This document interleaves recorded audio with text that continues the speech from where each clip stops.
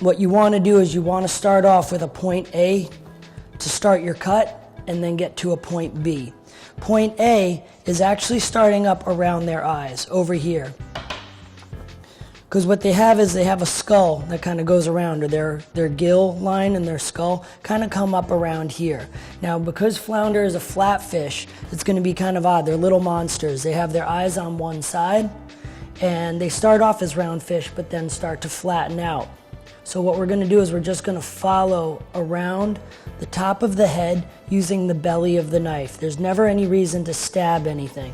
So what we're going to do is we're just going to cut in there, and then once you break skin, you can just slowly pull the knife back and underneath that wing fin, just like that. And what you've created is a nice little line that's going to give you a starting point.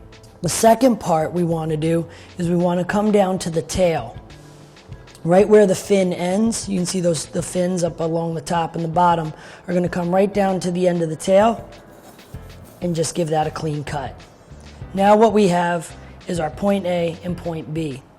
You can take your knife, and what we're going to do here is do four fillets, because this is a rather big fish. If you're doing 2 fillets, you would do it like a round fish and come up from the top.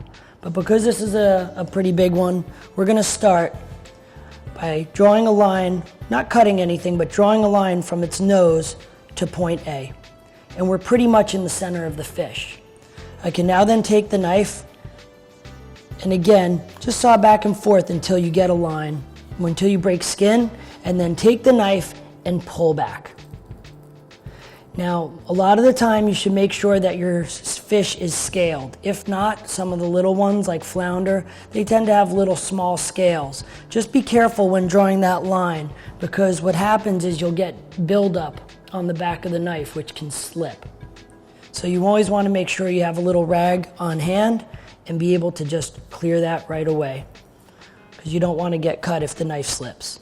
So now you have a nice line going right down the center of the fish. From this point, we can now then get our fillets.